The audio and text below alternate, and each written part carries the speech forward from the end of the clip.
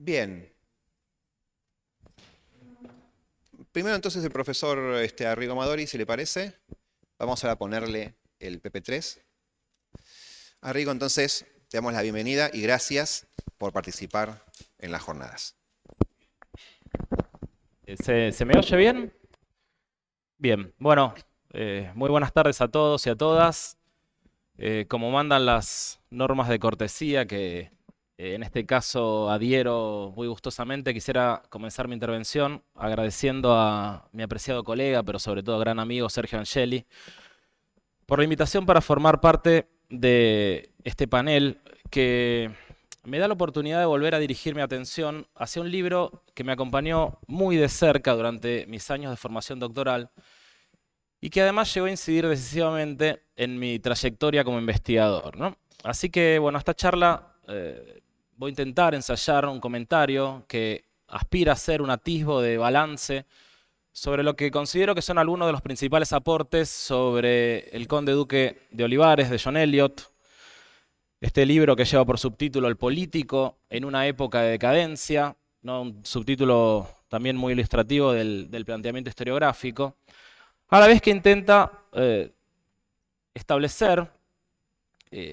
una reflexión también sobre el problema de la vigencia de este libro a casi 50 años de su publicación. La primera edición en inglés es del año 1986, y a un año del fallecimiento de su autor, ¿no? Estas dos circunstancias accidentales, la autorreferencialidad, es decir, mi relación con el libro, y también eh, el capricho de esta evocación cronológica, ¿no? de la muerte de Eliot, digamos, son dos circunstancias cuanto menos cuestionables, ¿no? Para justificar un análisis historiográfico, que sin embargo se legitima en un hecho, o mejor dicho, en una tendencia que se ha manifestado en los últimos años, que es el notable interés que han comenzado a suscitar la obra, la figura de Olivares, el régimen del valido, su relación con Felipe IV, que produjo una cantidad realmente significativa de trabajos que tiene una relación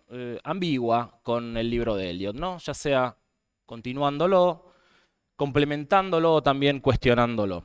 La primera vez que tomé contacto con este libro, obviamente, como entiendo que como todos y todas, fue durante mi etapa formativa, ¿no? Durante la licenciatura, cuando pasó sin demasiada pena ni gloria, ¿no? A raíz de las urgencias propias de esta etapa formativa. La segunda vez, en cambio, tuvo un impacto contundente, ¿no? Cuando revisaba el ejemplar que tengo en mi biblioteca, encontré en la primera página la fecha de compra y lectura de un libro desvencijado que me acompaña desde hace casi 20 años, ¿no? La cifra ya me horroriza. Concretamente, el año 2005 esta obra volvió a suscitar mi atención, aunque ya en un contexto y con unas motivaciones muy distintas.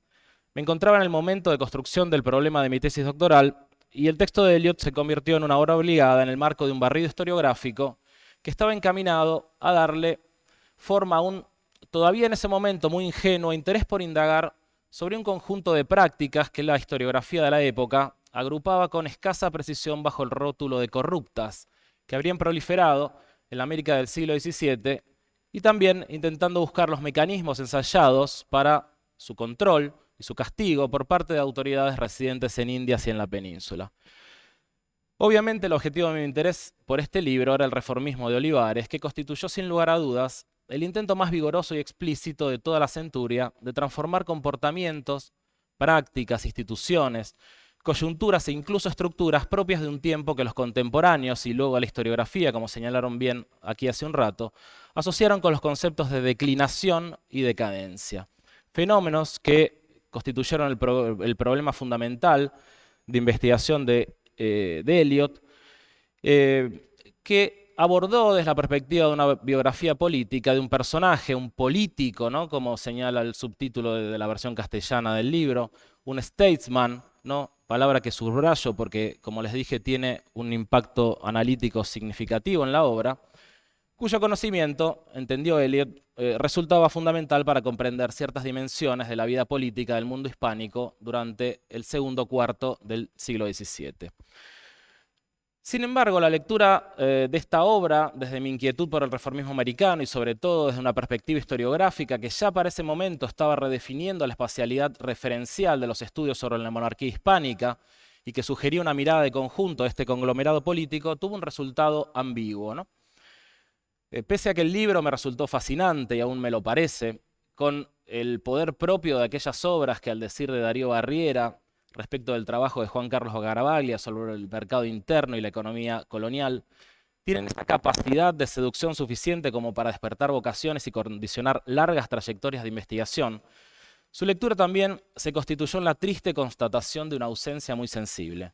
De hecho, las realidades americanas y el consecuente interés del válido por ellas son cuestiones que el libro aborda de manera esporádica y circunstancial, que impide no solo calibrar la relevancia concedida por él a las cuestiones transatlánticas, o sea, fíjense el cambio de perspectiva, ¿no?, historiográfica de Eliot, y también impide identificar su mano en algunas de las principales decisiones referidas a esas posesiones de la corona, como más tarde se ha puesto de manifiesto por una ya abultada historiografía.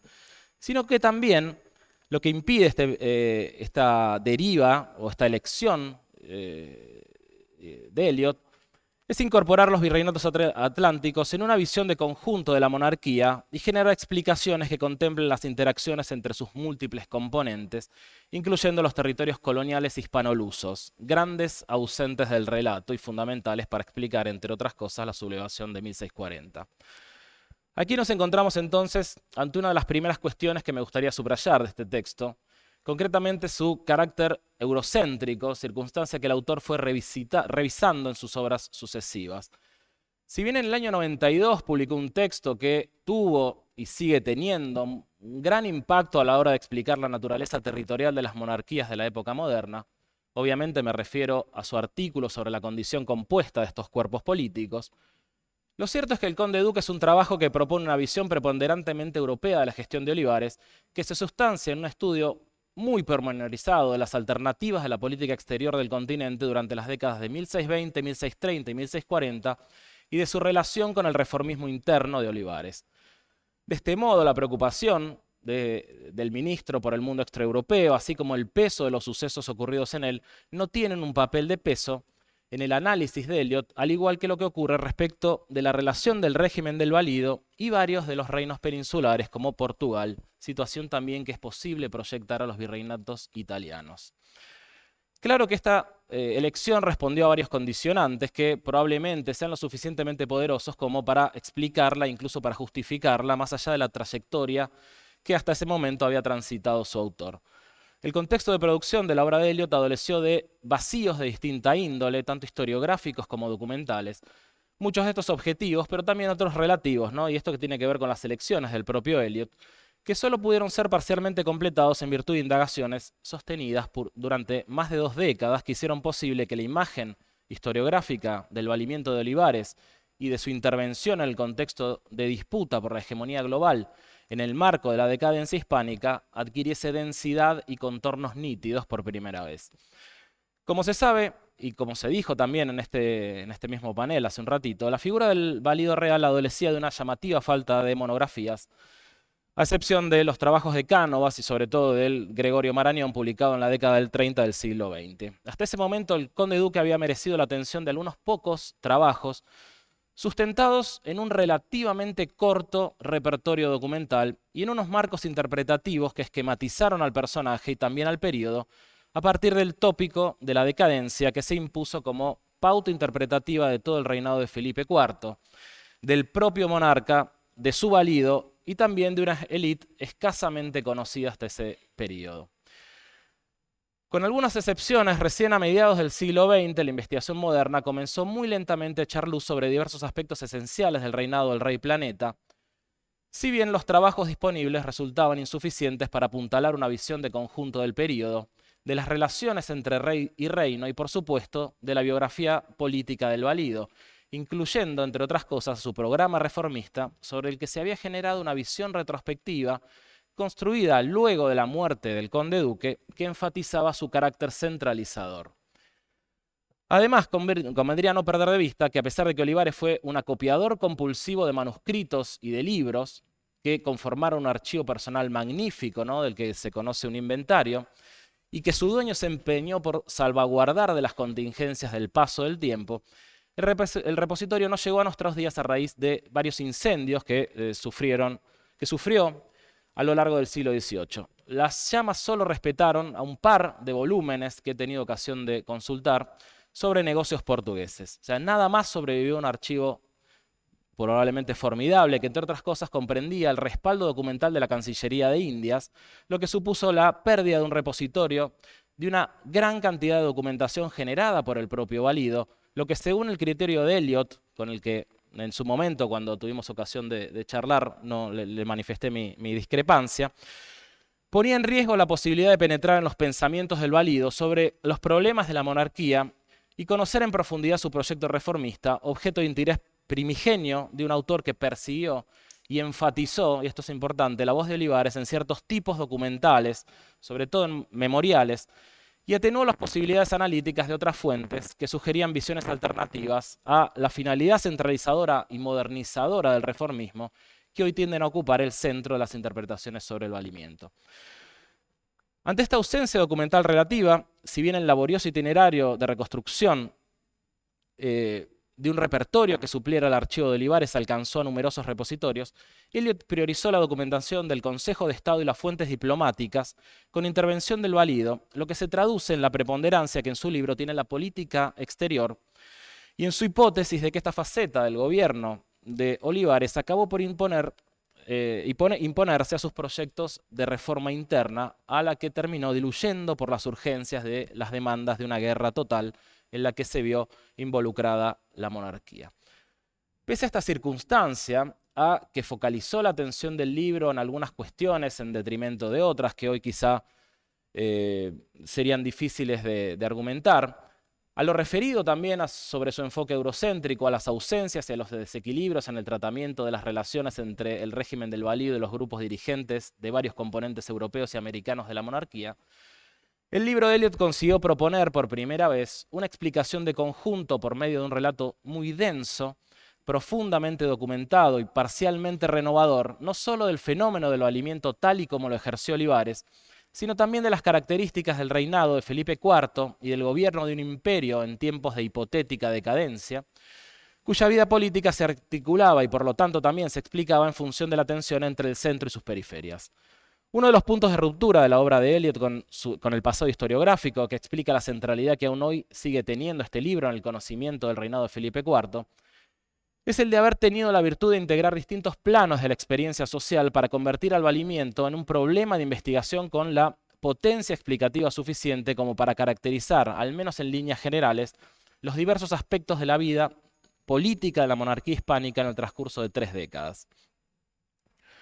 En este sentido, un elemento esencial de su obra es la interpretación de la naturaleza y el alcance del valimiento, al que en conjunción con debates contemporáneos a los que el autor contribuyó a darle forma, presenta como un fenómeno cuya propia existencia respondió más que a circunstancias personales o a la condición del monarca, a las necesidades y a los desafíos propios a la compleja gestión de una monarquía compuesta en tiempos de guerra total.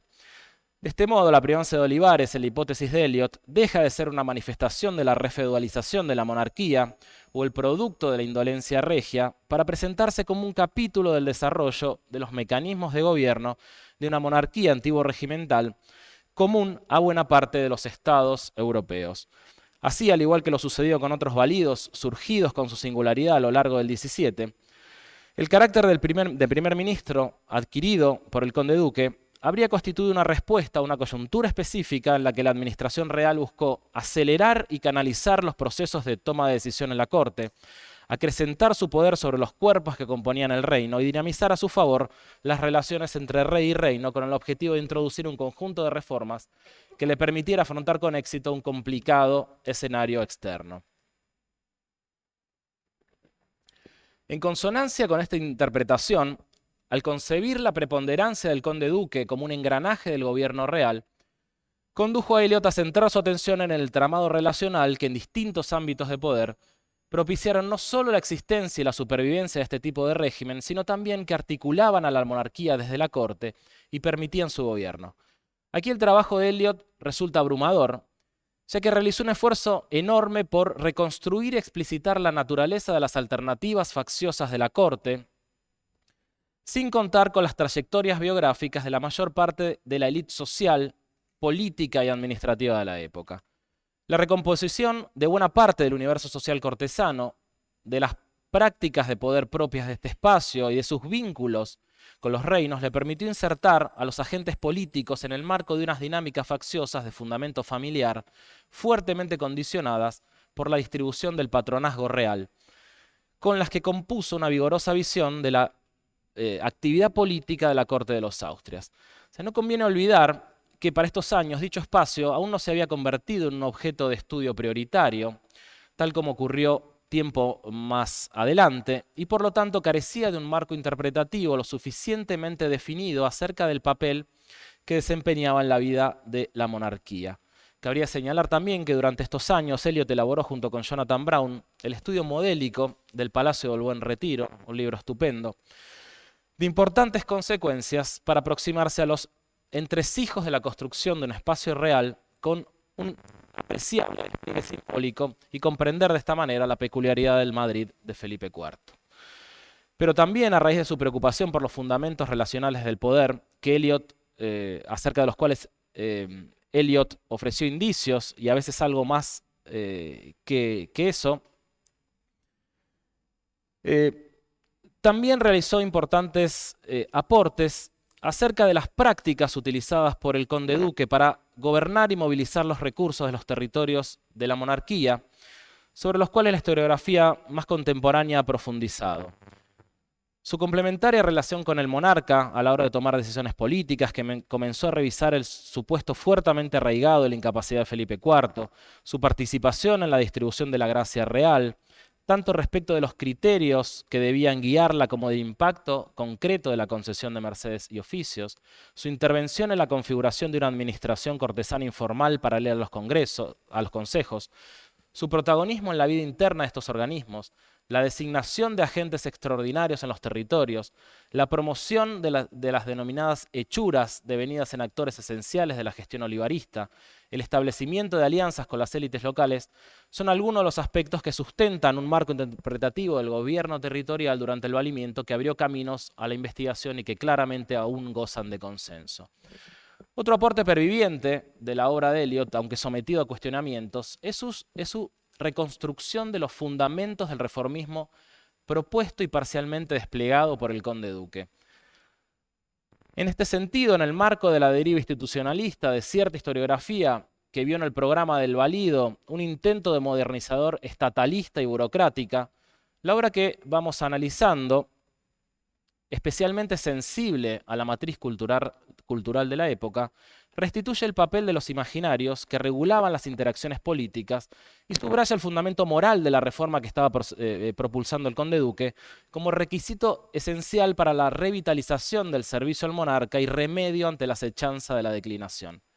Aquí adquieren un lugar central el neoestoicismo, el providencialismo, la idea del vasallo perfecto de inspiración jesuita, cuya voluntad coincidía con las órdenes de su superior, legítimo a través de una obediencia interiorizada, que constituyeron elementos sobre los que se apoyó el reformismo del Valido y que, por lo tanto, desde la corte, se propusieron como modelo de comportamiento para los súbditos mediante un intenso programa de propaganda cultural que devino un elemento basal de la acción de gobierno de don Gaspar de Guzmán.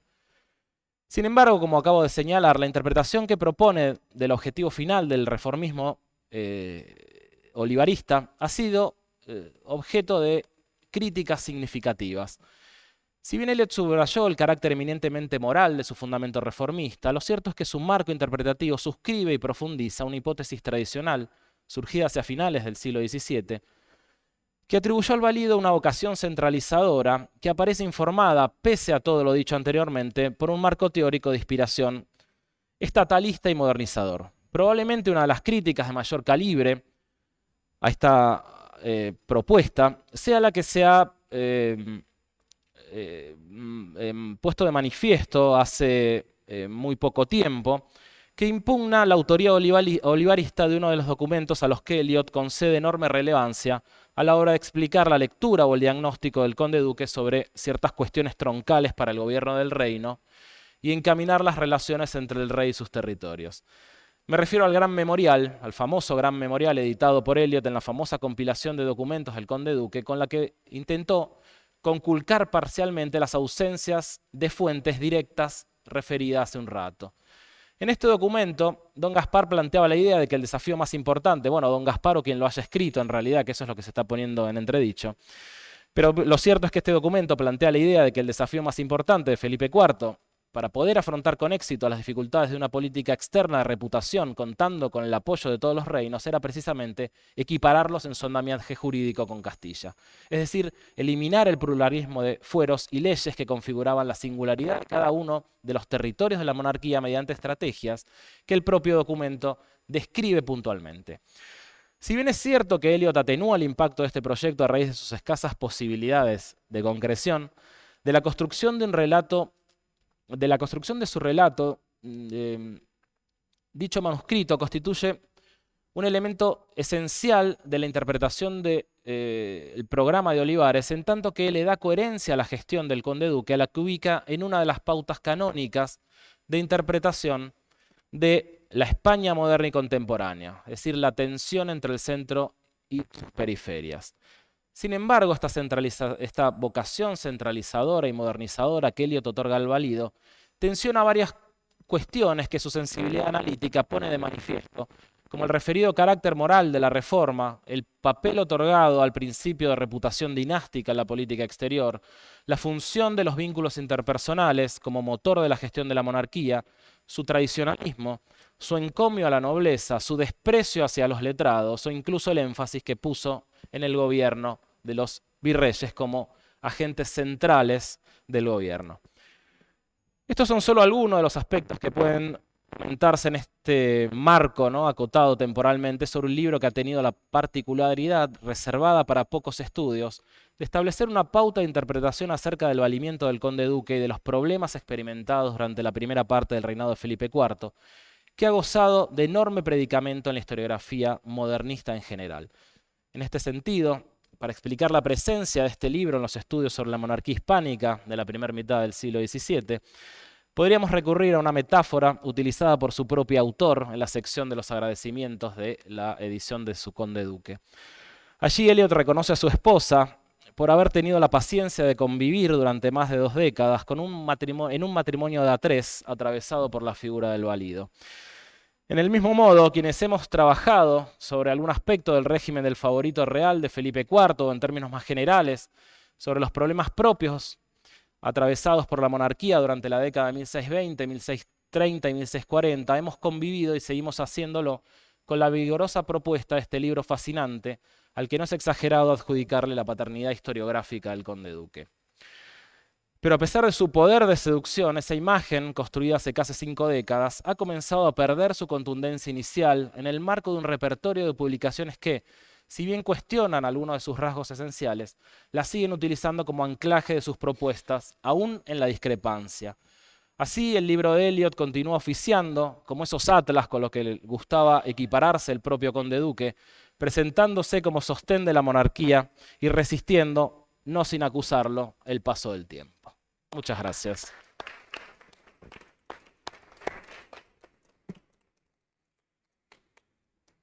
Muchas gracias a Arrigo Amadori por la exposición. Para aquellos que no conocían la imagen de Velázquez, la pintura de Velázquez es la que está en la portada del libro, la del Conde Duque de Olivares, que se encuentra hoy en la Sala del Prado, ¿sí?, de planta baja, junto con otras, la Menina es la más importante. Todas es obras de Velázquez, obviamente, que estaban en el Alcázar Real de Madrid y que se salvan del incendio.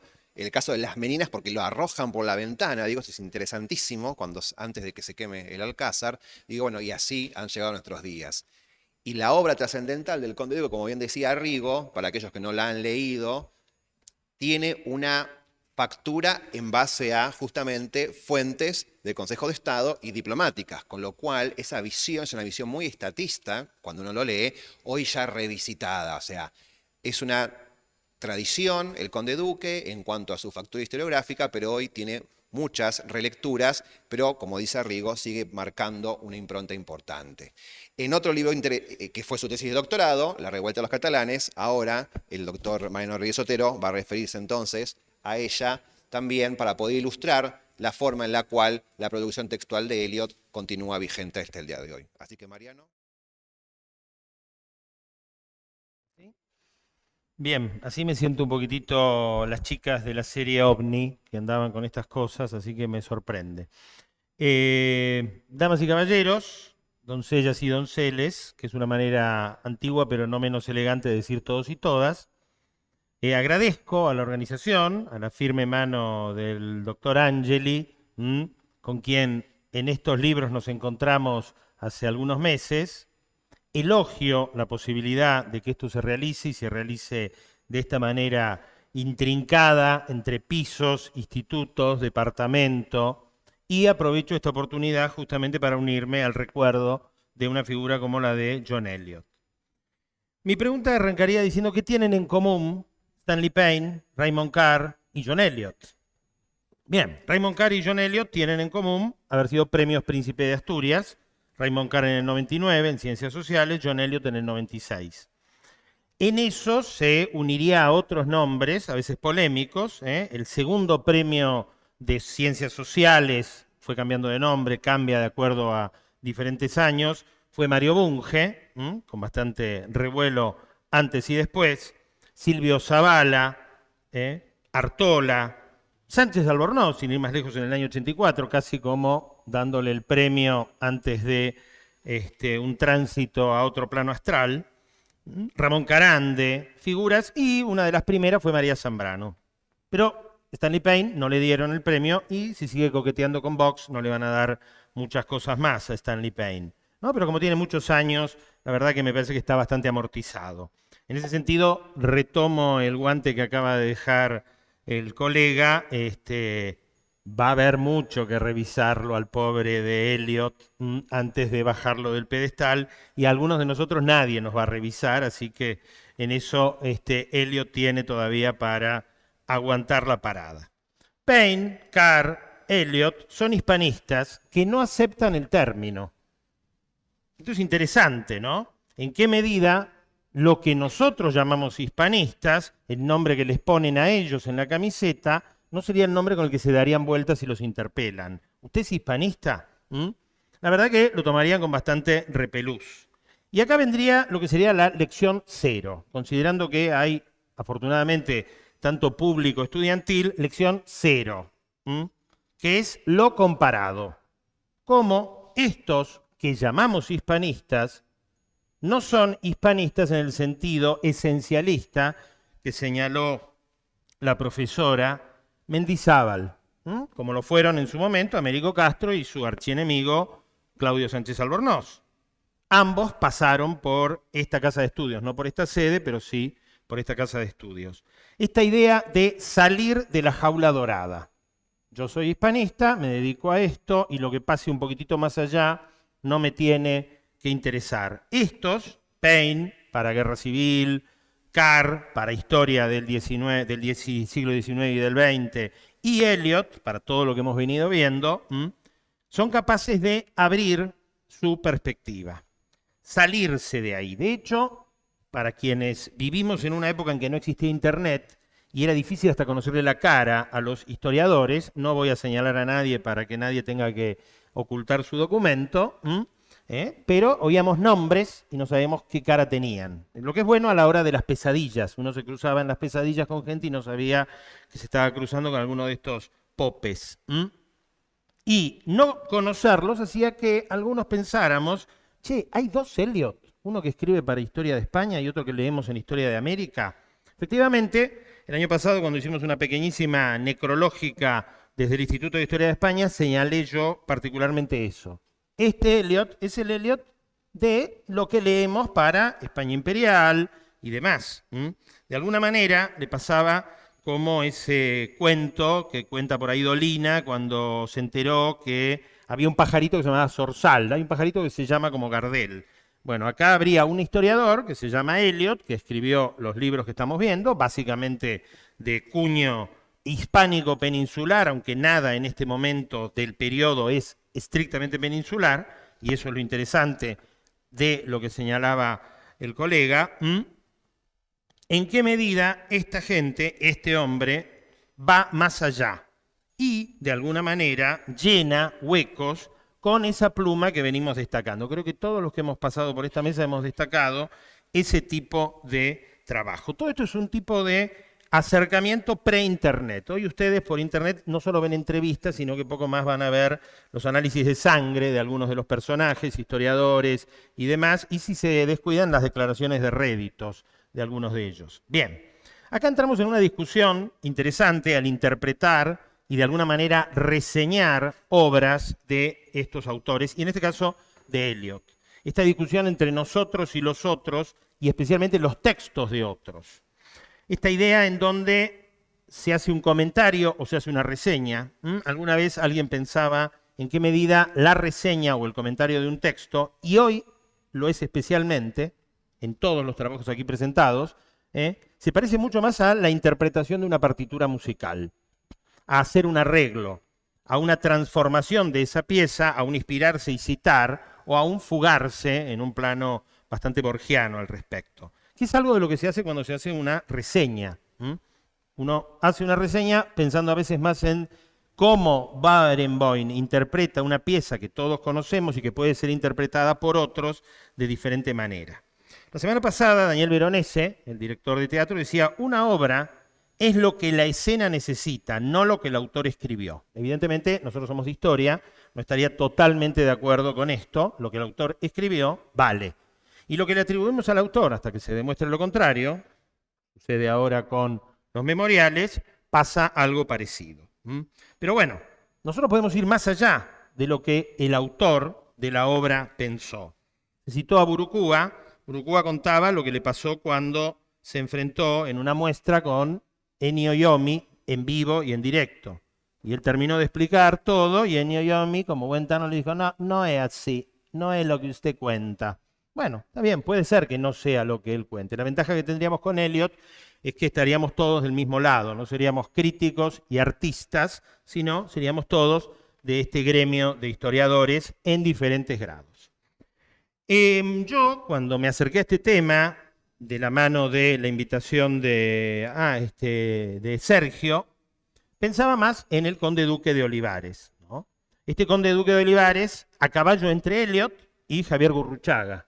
Javier Gurruchaga, de la Orquesta Mondragón, es quien representa a Eliot en El Rey Pasmado, película del año 91, basada en la novela de Sánchez, ¿cómo se llama este muchacho? Bien, no importa. Va a aparecer ahí en internet instantáneamente. Así que no sé qué miedo le podemos tener a la inteligencia artificial si ya teníamos Wikipedia y esas cosas, ¿no? Y lo traigo a colación justamente por ese contraste, ¿no?, entre ese duque de Olivares desmesurado, orondo y hasta jocundo, y un Eliot meticuloso y enteco. Lo han visto en las imágenes, ¿no? Moderado, cuidadoso, y que no parece desentonar pese a avanzar en sus temas y abrir estos caminos, o resucitar a algunas de estas personas. Acá se acaba de mencionar a Marañón y antes a Cánovas, que habían trabajado a Olivares. Ustedes sabrán que Cánovas trabaja a Olivares casi mirándose en el espejo, de la misma manera que Kissinger trabaja a Metternich casi mirándose en el espejo, casi como diciendo: ojalá yo pudiera ser algo parecido a esto, ¿no? Hay algo de eso. En el caso de Marañón, en realidad lo tenemos que enfilar dentro de la psiquiatría española del siglo XIX, que hasta la segunda mitad la psiquiatría española del siglo XX, que hasta su segunda mitad, la verdad que es bastante más penosa y dolorosa de lo que podemos considerarlo mirado desde Buenos Aires y la Argentina. Pero bien, esta mirada de ver al conde duque por ese lado, y también los pasos de Eliot. Y ahí vendría otra advertencia para navegantes y para jóvenes navegantes. Si alguno de ustedes revisa el currículum vitae de Eliot, van a ver que de muy joven, lo primero que hace, como otras tantos currículum vitae de algunas otras figuras, empezando hasta por el mismo Alperín, es una gran cantidad de reseñas. Ese es el primer paso de algunas de estas figuras que luego se consagran y que en algunas de estas reseñas dan muestras de su habilidad y luego continúan esos temas o se convierten en semillas de artículos. Por otro lado, primer paso, empezar por reseñas, como hizo Eliot. Segundo paso, documentos ante la ausencia, que es algo de lo que señalaba. Los pasos estos de Eliot, que se ven en el currículum, serían entonces la lección 1. Esta lección 1 pasaría por cómo fuimos a parar a los catalanes desde Olivares y cómo hubo que reconstruir toda esa documentación. Todo esto se quemó en diferentes incendios, entre ellos el del Alcázar de Madrid, que sería inútil que lo busquen en Madrid porque no es otro que lo que quedó debajo, por encima de lo cual se construyó el Palacio de Oriente. Lamento no haber estado avispado, pero lo podemos traer dentro de un ratito, el mapa, el plano de Madrid de Teixeira de 1656, y lo podríamos poner aquí para exhibición y vista de algo de lo que estamos conversando como escenario, y como bien señalaba, al respecto de esta corte de Felipe IV. Entonces, ¿qué tenemos acá? La reconstrucción de una masa de documentos perdidos que por un lado uno añora y por otro lado agradece. Esto es casi como la Biblioteca de Alejandría. De no haberse perdido, el trabajo de Eliot hubiera sido nada más que el de un amanuense anotando.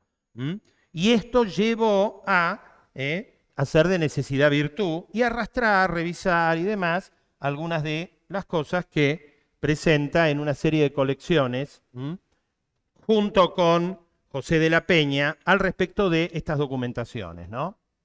Algo de esto lo hemos consultado y lo ha revisado Sergio en la preparación del seminario, porque justamente es a donde fueron a parar algunas de sus reconstrucciones documentales. Entonces la lección 2 sería justamente esta, la capacidad de reemplazar unos documentos añorados, desesperados, maravillosos, por otra serie de documentos y otra serie de testimonios que sin duda alguna desvían la mirada, y en eso no puedo menos que firmar lo que decís, pero que afortunadamente podemos ir reconstruyendo estas cosas. La otra cuestión ligada a esto de cómo reconstruir los documentos está en algo de lo que dije antes, salir del carril. Esta especie de lección 3, que sería atreverse a salir del carril, a buscar otras cuestiones, y en todo caso no quedarse lloriqueando ante falta esto, no podemos avanzar. Alguna vez en esta casa de estudios alguien presentó un trabajo o quería presentar un trabajo y decía, faltan los... No encontramos documentos. Bueno, o tendrá que hacer mejores preguntas o tendrá que cambiar de tema. ¿Estamos? La Fuerza Aérea durante el Imperio Romano sería una tesis más bien estrecha, breve y muy minúscula, pero probablemente no aprobaría ninguna comité ni ningún tribunal. La lección 4 serían las consecuencias de ese salir del carril. Y ese salir del carril, y lo vieron por los nombres de los trabajos y de las tapas de los libros presentados, se parece mucho a mantener los platillos que hacen los malabaristas chinos, tener los platillos en la mesa y hacer moverse todos los platillos a la vez. Si algo se le tiene que envidiar a figuras como Eliot es la capacidad a través de medio siglo de mantener los temas y los intereses y esos platitos girando. ¿Saben qué imagen es, no? La de estos malabaristas moviendo los platitos y que están permanentemente. Y hay un momento que hay 5 o 10 platitos y pues a ver cuál se cae y está atento a ir tocando cada uno. Si algo tiene el trabajo de Eliot, básicamente es eso. No se quedó en la Cataluña analizada en los años 50, con lo que eso significaba, sino que fue avanzando. Mantener esos platitos, todos activos hasta el final. En el 2018, no casualmente, recuerden los incidentes catalanes del 2017, el libro se llama Catalanes y Escoceses, Unión y Discordia. Cómo se siguen manteniendo los temas y cómo se abren nuevos platitos. Ustedes recordarán lo que Hobsbawm comentaba sobre la desgracia que le significaba a él el nacionalismo galés. Cómo dejaría de ir a visitar Gales porque los galeses le decían que solo iban a alquilar a galeses. Entonces Hobsbawm, casi como mirando catalanes, dijo, no volveremos más a el país de Gales. Continuemos. Esta entonces sería la lección 4. La lección 5 tendría que ver con recopilar y poner a disposición, aprovechar estos materiales y ponerlos a disposición. Y ahí tendríamos que entrar entonces en la lección 6, que es donde nos lleva de nuevo a Paine, que trabajó el fascismo, trabajó la falange, pero escribió sobre el fascismo más allá del caso español, o Kershaw, que ustedes leen a veces en Contemporánea, que para hacer una biografía de Hitler estudió el nazismo, de manera que tenemos los trabajos historiográficos, el régimen, etc. Para eso yo traje estas aceitunas que el profesor Angeli creyó que no iba a traer, y unos palitos, no lo voy a hacer ahora porque, pero cada uno que venga con un carozo de aceituna recibirá un cuaderno de historia de España en el tercer piso. ¿Y por qué las aceitunas?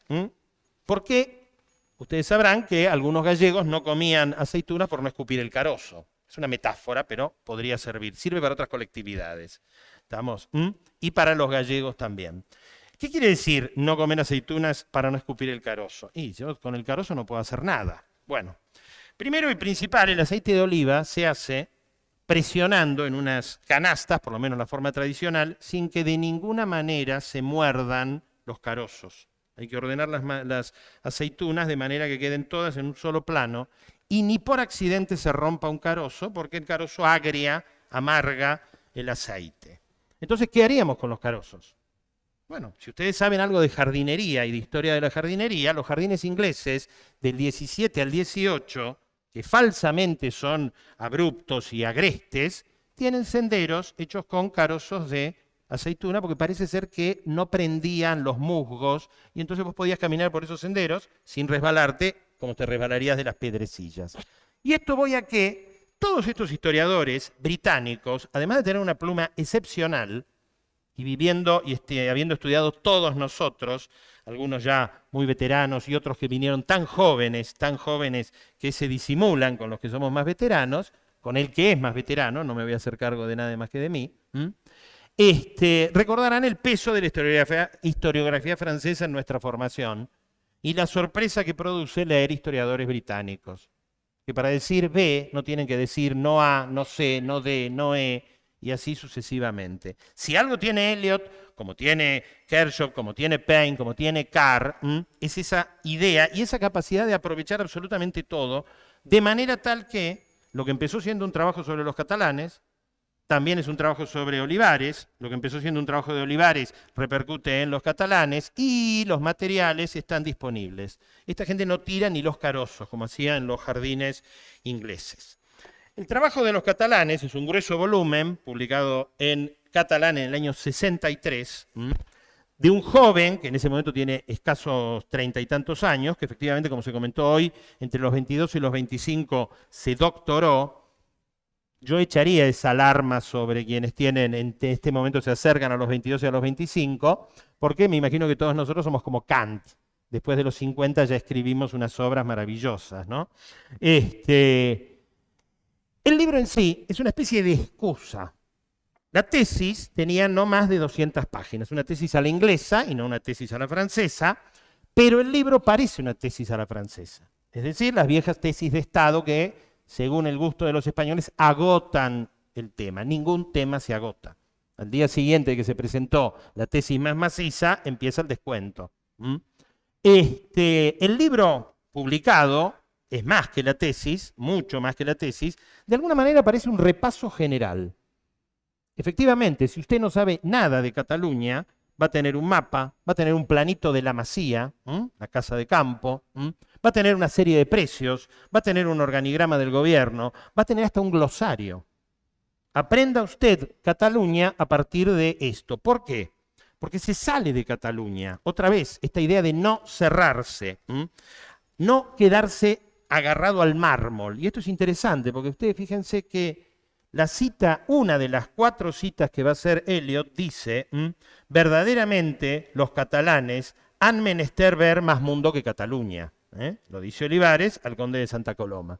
Los catalanes han de ver más mundo que Cataluña, dejar de mirarse el ombligo, el pasado y la gloria, perdida, Soldevilla, frente a Jaume Vicens Vives. Ampliar el foco. Y si hay alguien que amplía el foco, efectivamente es Eliot.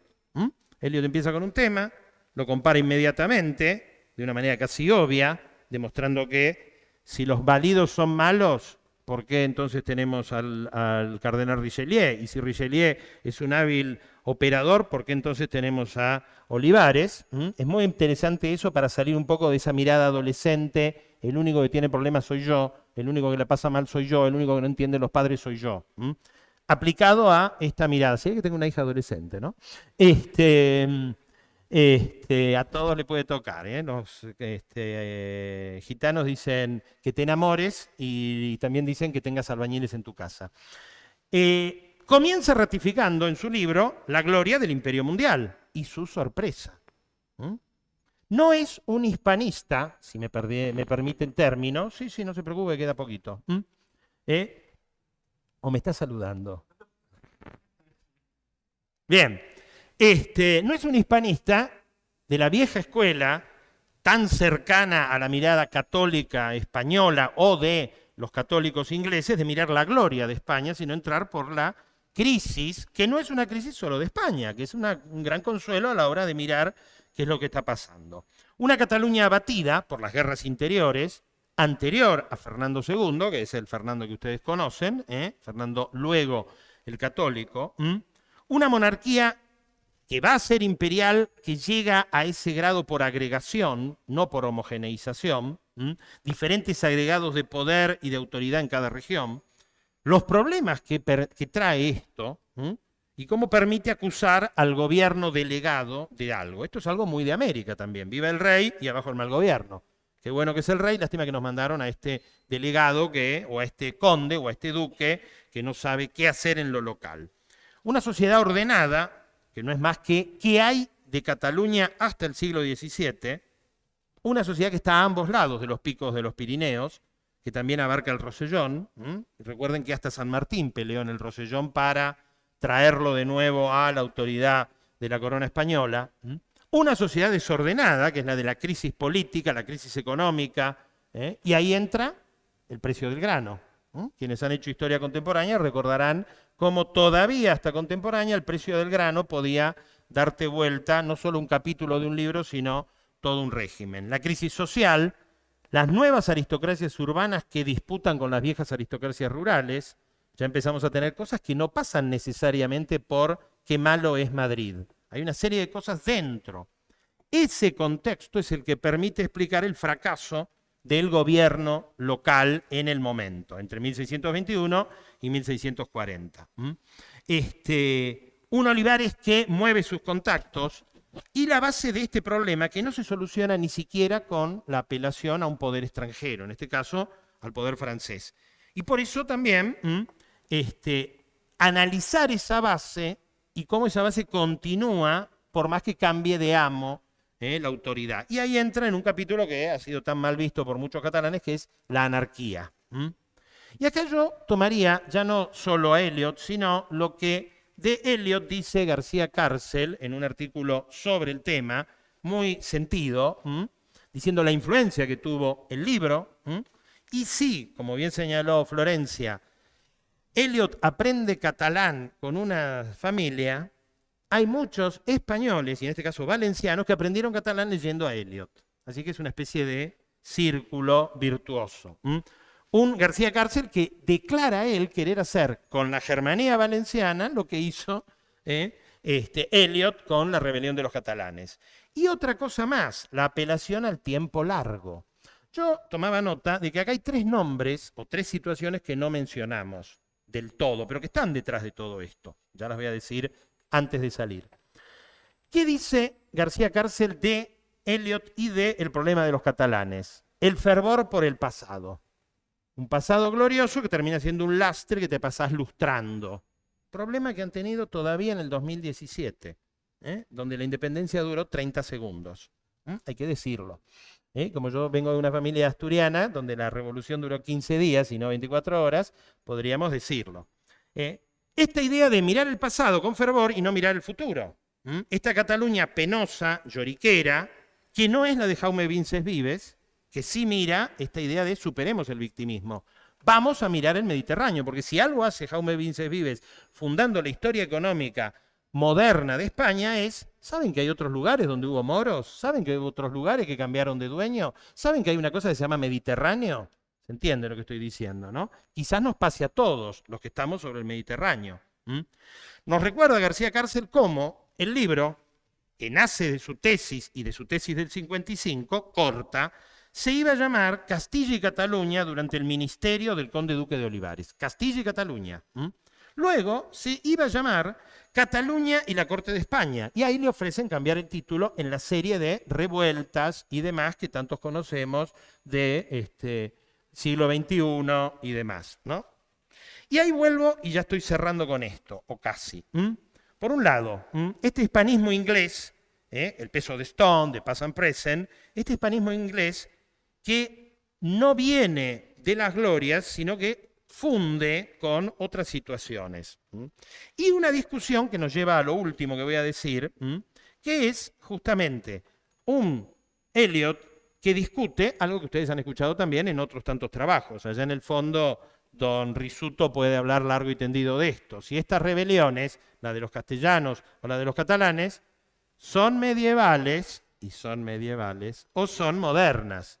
Y como nosotros somos todos hijos de la modernidad, estamos bastante más lejos de estas víctimas propiciatorias. Y básicamente algo que también señaló él, la discusión entre el Estado y la nación vista en términos antiguos, esta nación gloriosa y de un poquitito falsificada. Y ahora sí, casi termino. La pregunta del millón sería, con este libro en la mano, ¿por qué no usan este texto como bandera los actuales catalanistas? ¿Por qué se fijan en Josep Fontana? Que también ha sido de la cría provechosa de un Jaume Vicens Vives como Jordi Nadal y otros más. ¿Por qué este raro olvido de este libro? Porque este libro irrita. Este libro, como mirada de un excéntrico, permite decir esto es bueno y esto es malo, aunque lo diga Dios. Esa es la mirada nuestra también como excéntricos latinoamericanos frente a estos temas. A ustedes no se les perdió nada en Madrid, no se les perdió nada en Barcelona. Y lo que se les haya perdido lo pueden rescatar desde acá y señalar esto es así, y esto visto desde América, y eso es lo interesante, cambia. Estos catalanes de hoy, o más bien del 2017, que siguen mirando esta cuestión de un pasado glorioso, y por eso va al silencio esto. ¿Por qué? Porque hay más de interés en la memoria que en la historia. Ustedes me habrán escuchado, y si no me escuchan, estoy dispuesto a condenarme aquí, que el lema debería ser historia, verdad y justicia, porque si es memoria, verdad y justicia, la memoria cambia permanentemente y puede ser peligrosa a la hora de quien la utiliza. Y nosotros, como gente de historia, voy a tener una pretensión histórica. Y voy a terminar con esas tres cosas que están y no están. ¿Dónde está Brodel? Brodel está implícito en todo lo que está haciendo este hombre, sin tener que mencionarlo, el mejor homenaje. ¿Dónde está Vilar, que había escrito sobre los catalanes justo en el momento de la guerra civil, prestándole el manuscrito? ¿Y dónde está la guerra de los 30 años? Que para algunos fue la primer gran guerra mundial europea. Es casi la carta perdida de Edgar Allan Poe. Está ahí, estamos todos, todo esto está sucediendo en medio de la guerra de los 30 años, que va a destrozar Europa como sea. Para que quede caso, esta señora que aparece acá es la mujer de Eliot. Yo los vi en Oviedo cuando les dieron el premio. Con la plata del premio, Eliot se compró en un anticuario de Londres un retrato de Olivares. Muchas gracias.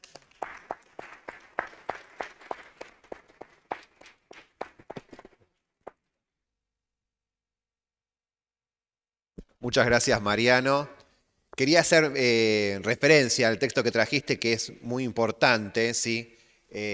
Memoriales y cartas del Conde Duque de Olivares, que es una recopilación justamente a partir de la inexistencia de los archivos del Conde Duque, que se habían quemado, y a lo largo de años, ¿sí? Eliot las va juntando y las va haciendo después editar, y son una forma en la cual justamente también el oficio del historiador, que hablaba Marta Rodríguez al principio, se hace carne. La inexistencia de las fuentes, bueno, no tiene por qué medrar, al fin y al cabo, el trabajo de toda una vida. O sea, Eliot logra escribir después de casi 20 años el Conde Duque, haciendo esto, un trabajo minucioso de investigación en distintos archivos, que después tiene la generosidad de los maestros, además de editarlas y compartirlas. Porque también hay que decir que muchos tienen fuentes, pero pocos las dejan ver. Entonces, hay que ser generoso, porque una vez que ya uno hizo el libro, ¿para qué las quiere? Entonces, cédalas a la humanidad, ¿no? O sea, pero bueno, algunos lo hacen, otros no tanto, digo. A mí me parece interesante ambas, entonces, referencias a obras súper importantes en la historiografía que pueden ser revisadas y revisitadas. Tenemos unos 5 minutitos, si alguno o alguna quisiera hacer alguna pregunta en general sobre las participaciones que estuvieron, y después tenemos un café, ¿no es cierto, Esteban? En el que también podemos seguir conversando entre todos. No sé si alguno quisiera hacer alguna consulta. ¿Te quieren acercar? ¿No? No estamos tan deconstruidos como para dejarlas allá y... No, digo, no sé si hay preguntas por ahí. Listo. Y lo que también entonces decimos, parece que no hubiese consultas, como digo yo, que es un término muy del 16, me dicen los Esteban y Claudio, si alguno no se inscribió y necesita el certificado, que lo haga, así se los enviamos, ¿sí? Así que bueno, si no hay consultas, entonces podemos pasar al café, hacer una pausa de 10 y a las minutitos. aceitunas. Y a las aceitunas, por supuesto, que gentilmente trajo Mariano, y como buen galego, acepto claramente, o sea, gracias.